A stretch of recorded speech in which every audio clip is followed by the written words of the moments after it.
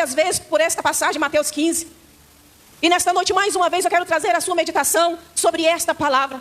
Diz a Bíblia que Jesus estava numa caminhada, numa trajetória, e ele estava passando pelas regiões de Tiro e de Sidom. E quando ele adentrou por esta região, aconteceu algo muito impressionante, algo que chamou a atenção de Jesus. Diz a Bíblia que quando Jesus estava passando, uma mulher começou a gritar em alta voz, pedindo ao Senhor que tivesse compaixão dela. Senhor, Senhor Jesus, filho de Davi, tem compaixão de mim, tem compaixão de mim. E ela gritava tanto, ela estava tão aflita, ela estava tão desesperada, que aquela situação estava incomodando até as pessoas que estavam ao redor de Jesus. Sabe aquela pessoa que incomoda? Aquela pessoa que vai atrás, aquela pessoa que persegue, é aquela mulher naquele dia, naquele exato momento quando ela viu Jesus. Aquela mulher era uma mulher cananeia. Ela era uma mulher que ela servia a outros deuses. Era uma mulher que ela não tinha muito conhecimento do verdadeiro Deus. Era uma mulher que ela vinha de famílias idólatras. Ela era de uma região de pessoas ímpias. Pessoas totalmente afastadas do Senhor. Mas aquela mulher, ela tinha um problema. E eu tenho certeza absoluta que o problema que aquela mulher tinha fez ela ter uma visão diferente do que era e quem era Deus. Aquela região, a região dos cananeus, eles adoravam a Baal. Eles tinham vários tipos de deuses. Eles ofereciam vários tipos de sacrifícios. Mas aquela mulher, ela tinha um problema. A Bíblia diz que aquela mulher, ela tinha uma filha que estava na casa dela. E a sua filha, ela não estava endemoniada. Diz a Bíblia que ela estava terrivelmente endemoniada. E pelo que a Bíblia nos fala, no final, no versículo número 28, quando Jesus declara uma sentença de libertação para ela, Jesus libera mais do que libertação. Porque a palavra diz que no final que ela ficou sã. Então isso me traz à memória, irmãos, que essa menina, essa jovem filha desta mulher, ela estava endemoniada, mas também estava num estado de enfermidade. Talvez uma enfermidade que aquela mulher levou aquela menina nos médicos daquela época e não houve remédio para curá-la, porque era uma enfermidade de cunho espiritual. Ela estava endemoniada. E onde o inimigo está, irmãos, não há como ter saúde, não há como ter paz, não há como ter vida. Porque a Bíblia diz que ele veio senão para roubar, para matar e para destruir. Voltando a ela vinha gritando, Senhor, tem misericórdia de mim, Senhor, tem misericórdia de mim. Os discípulos disseram, Senhor, manda essa mulher embora, manda esta mulher embora, porque ela vem gritando atrás de nós, ela vem nos incomodando, então manda ela embora. Naquele momento eles não tinham compaixão e nem misericórdia, eles disseram somente, manda ela embora, manda ela embora. Mas Jesus virou para eles e disse uma palavra bem interessante. Eu vi tão somente as ovelhas perdidas da casa de Israel. Irmãos, o nosso Deus, ele vai muito mais além do que nós pensamos.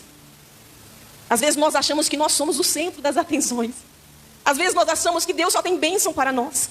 Às vezes nós achamos que Deus está interessado somente em liberar bênção sobre as nossas vidas. Mas o nosso Deus, ele não faz acepção de pessoas.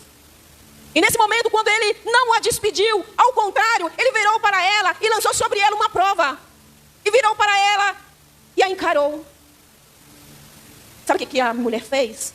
Ela se aproximou de Jesus. Ela se aproximou de Jesus. Ela se prostrou e o adorou.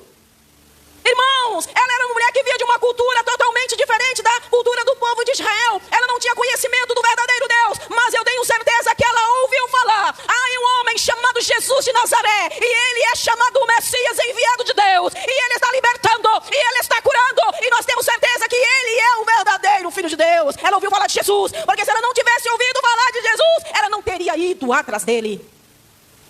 Quando ela chegou, irmãos, ela se jogou aos pés de Jesus. E ela o adorou. E ela o adorou. E ela o adorou. E depois que ela adorou, ela suplicou.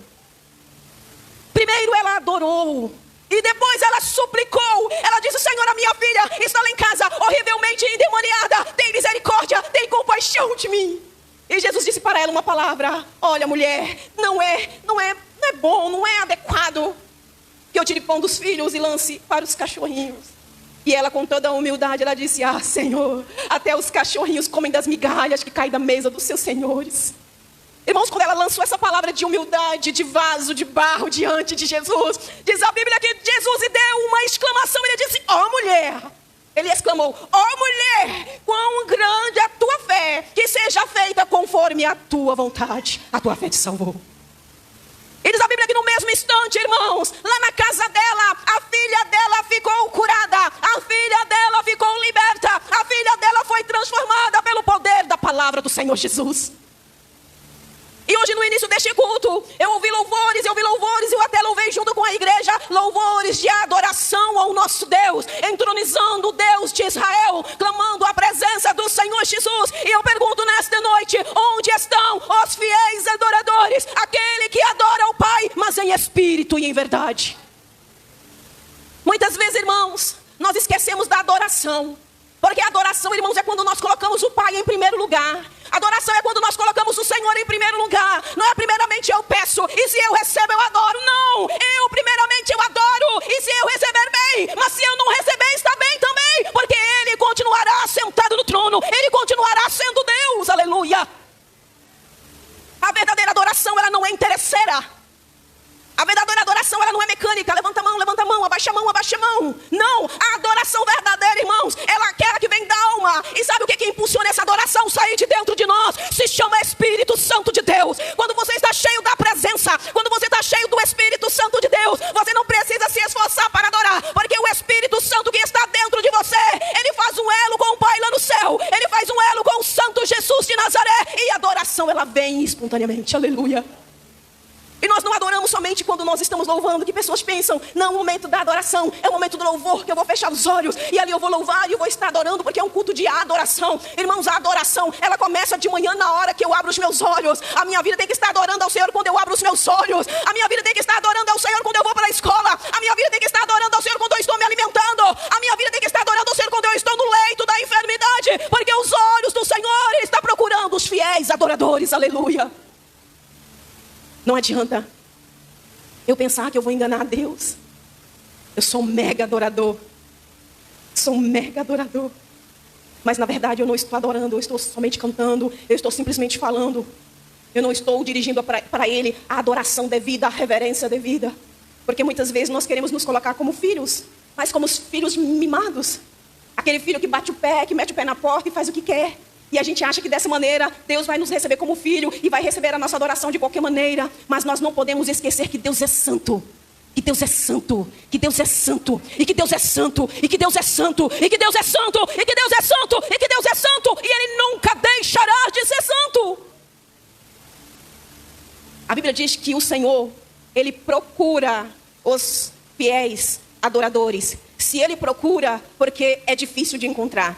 Você não procura algo que tem muito, porque quando você olha, você já vê. Mas quando você está procurando, porque é algo difícil de você achar. Então Deus, Ele está olhando para a terra, está procurando as pessoas que estão adorando a Ele de espírito e verdade. Está adorando Ele com a sua vida, está adorando Ele com o seu caminhar, está adorando Ele com a sua maneira de viver. Quem está compreendendo diz amém, Jesus. Irmãos, a adoração ao Senhor é algo tão maravilhoso. Davi, ele adorava a Deus a todo momento. E quando ele, irmãos, fez o Salmo 23, ele pôde dizer, ainda que eu andasse pelo vale da sombra da morte, não temerei mal algum, porque o Senhor está comigo. O fiel adorador, irmãos, ele sabe que Deus está com ele. Você sabe aquele momento que a situação está adversa, que tudo está dando errado, que você quase não vê saída, que você está sofrendo, que você está sentindo dor, mas você dobra o teu joelho, ou então você mesmo sentado na sua cama, achando que está sem força, você fala, Senhor, olha para mim, fala comigo, me acalma, me consola, e você sente algo diferente descendo sobre você, você sente a calma vindo sobre a sua vida, e de repente as lágrimas param de descer, e você sente que Deus está no controle da sua história, e você levanta, mesmo sabendo que a situação está adversa, mas você sabe que Deus está na tua vida. Isto é um momento único de adoração. Porque a adoração, irmãos, é você estar ligado com o Pai o tempo todo. Quando nós estamos ligados com o Pai o tempo todo, isso se chama entronizar, isso se chama adorar. E a gente passa a ouvir ao Senhor com mais clareza. E a gente passa a sentir a presença do Senhor com mais frequência. Nós sentimos a presença do Senhor, irmãos, não é quando nós pulamos e rodamos, não. É como quando nós paramos e deixamos que Deus fale e abrimos o nosso ouvido para escutar. Porque muitas vezes nós falamos muito, mas ouvimos pouco. Nós precisamos ouvir mais Deus. Não querer adorar a Deus somente com a nossa roupa, não querer somente adorar a Deus de lábios, mas adorar a Deus com a nossa vida, com a nossa vida. Eu já presenciei muitas pessoas adorando ao Senhor mesmo, em espírito, em verdade, de alma. Já vi pessoas adorando ao Senhor nos 45 do segundo tempo. Eu nunca vou esquecer, irmãos, quando nós fomos visitar a mãe da irmã Eula. Ela já estava no estado terminal. Quem foi visitar com a gente sabe. Moeiro sabe. Quando a gente chegou naquela sala, ela na cama, ela não conseguia levantar, ela estava fraca. Nós lemos a Bíblia, oramos e nós começamos a louvar. E ela gostava muito de louvar corinho. E ela começou a cantar corinho, um atrás do outro. Irmãos, quando eu abri os meus olhos, que eu olhei, porque ela não parava. Era um atrás do outro, nós cantando, louvando, e ela não parava de louvar. Aí quando eu abri os meus olhos, que eu olhei para ela, irmãos, ela estava deitada na cama com os olhos fechados, e ela louvava, e no rosto dela tinha um brilho, irmãos, inexplicável. Eu falei, meu Deus, ela já está se preparando para encontrar com o Senhor. Porque a adoração, irmãos, ela não é da boca para fora, ela é do nosso interior para fora, ela vem de dentro para fora. E isso transforma toda a nossa existência, quando a nossa vida é para o louvor do nome do Senhor. Quando você pega na mão do teu irmão, com toda a sinceridade, e diz, a paz do Senhor, graça e paz, você ali está adorando ao Senhor. Tanto você está adorando ao Senhor, que quando Maria, ela foi cumprimentar Isabel, diz a Bíblia que a graça invadiu elas, e as crianças pulavam dentro do ventre. Foi um momento de adoração. Irmãos, a adoração, ela rompe barreiras.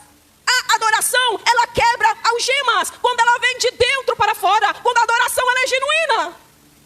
Naquele dia, naquela região, aquela mulher sabia que o Messias estava passando por ali. E ela foi, e antes dela começar com a pidança de milagre, simplesmente ela prostrou e adorou ao Senhor. Eu quero te perguntar nesta noite, quantas vezes nesta semana você prostrou e adorou ao Senhor, sem pedir nada? Quantas vezes você simplesmente glorificou o Senhor, sem interesse algum? Quantas vezes você adorou o Senhor teu Deus nesta semana? Eu não queria ouvir essa palavra, mas essa palavra que você está ouvindo. O Senhor, Ele quer ter um relacionamento profundo com você. Ele quer ter um relacionamento profundo com você. Porque o Senhor, Ele não é Deus de relacionamentos passageiros. Relacionamento passageiro é para o mundo. O mundo oferece relacionamentos de uma noite. Mas o nosso Deus, Ele quer ter relacionamento por toda a eternidade. O Senhor, Ele quer anelar a existência dEle com a sua alma. Para que você sinta Ele não somente no momento de alegria e de júbilo, mas que você possa estar com Ele e sentir Ele em toda a tua existência. Muitas pessoas estão se acostumando a viver aqui nessa terra, porque estão se encontrando numa situação boa. E eu sei que muitas coisas irão piorar, mas também muitas coisas irão melhorar. Mas a palavra de Deus diz, quando houver paz e segurança, haverá repentina destruição. E nós temos que estar cheios da presença do Espírito Santo de Deus, almejando o céu, almejando a glória, adorando ao único e verdadeiro Deus. Não adorando homem, não adorando mulheres, não adorando políticos, não adorando doutrinas, mas adorando aquele que vive e reina para todo sempre. Você pode correr para qualquer lugar, mas você não vai encontrar Deus. Você pode correr para qualquer lugar, mas você não vai encontrar Deus. Quando eu comecei a mensagem, eu falei que o Senhor está na casa. Sabe por que eu falei que o Senhor está na casa? Porque Ele está dentro de você. Então é impossível que o Senhor não esteja aqui, porque Ele está dentro de você. E como Ele está dentro de você, você está entronizado no trono de Deus.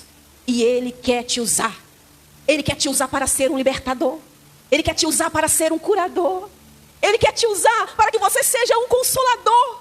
Ele quer te usar para que você continue sendo um verdadeiro adorador. Ele não quer que você seja somente um número no hall de membro, um nome no hall de membro, o número da cidade. Ele quer que você seja a diferença. A Bíblia nos diz, irmãos, que quando todos estavam reunidos ali em Atos 2, e o Espírito Santo desceu sobre aquele ambiente, e ele invadiu todas aquelas pessoas, selando eles com o Espírito Santo, muitos falavam em línguas. Diz a Bíblia que Pedro, ele foi levantado com grande autoridade, e ele falava sobre o reino, ele apregoava com tanta autoridade, com tanta intimidade, com tanta eloquência, que quem olhava para ele dizia assim, mas aquele é Pedro? Aquele é Pedro? Aquele é Pedro? Porque, irmãos, porque quando o Espírito Santo desce sobre a vida do homem, sobre a vida da mulher, ele é totalmente transformado. Passa a jorrar da boca dele coisas totalmente diferentes. Quando o homem está cheio do Espírito Santo, ele fala coisas que depois ele pensa, gente, como que eu pude falar isso? Mas tudo orientado pelo próprio Deus que está dentro de nós. Aqui tem live. Vocês que ministram. Depois você ouça a mensagem que você trouxe aqui na igreja e você vai ver o que eu estou falando. Deus, irmãos, é tão tremendo que Ele entra dentro de nós. Ele usa a nossa boca, Ele usa a nossa mente, Ele usa nossas mãos, Ele usa a nossa existência para transformar a vida de outras pessoas. Aleluia. Deus quer te usar, Deus quer te usar. Não somente para você estar na igreja levantando a mão adorando. Deus quer te usar para levar você dentro do hospital e você colocar a mão sobre o enfermo e ele ser curado. Deus, ele quer te usar para você ir ali na boca de fumo, ir ali perto do traficante e falar que Jesus salva, cura, liberta, batiza com o Espírito Santo e leva para o céu. E ele levantar a mão chorando, desejando Jesus de Nazaré, porque o Espírito Santo vai estar dentro de você. Deus, ele quer que você dê fruto, que você seja um adorador que frutifique. Porque a Bíblia diz que a árvore que não der fruto, ela será cortada e lançada fora. Então não pense que somente vir na igreja e louvar e cantar e levantar a mão é suficiente. Não é. Você precisa fazer a diferença, porque nós estamos na última hora. Jesus está voltando. Ô irmão, eu estou ouvindo tanto falar que Jesus está voltando, mas até hoje ele não voltou. Pois creia, ele está voltando. Ele está voltando. Não passará muito tempo não, irmãos, e Jesus vai manifestar nas nuvens. E ainda fora o arrebatamento, quantas pessoas estão sendo levadas para o encontro do Senhor. Jesus está voltando para muitas pessoas. De 15 dias para cá, eu não aguento mais ouvir tanta notícia de luta, é tanta gente que está morrendo, porque Jesus está voltando para essas pessoas. E se Jesus voltar para você hoje, as suas mãos estão cheias ou as suas mãos estão vazias? Se Jesus te chamar hoje e te perguntar assim, quantas almas você ganhou para o meu reino, o que você vai falar? E se Jesus te chamar hoje e perguntar assim, quantas pessoas você curou em meu nome, o que você vai falar? E se Jesus te chamar e falar, quantas pessoas você libertou do meu nome, o que você vai falar? E se Jesus falar, quantas pessoas você visitou na penitenciária em meu nome? Quantas pessoas você visitou no hospital em meu nome? Quantas pessoas você amou e abraçou em meu nome? Quantas pessoas? O que você vai dizer? O que você vai dizer?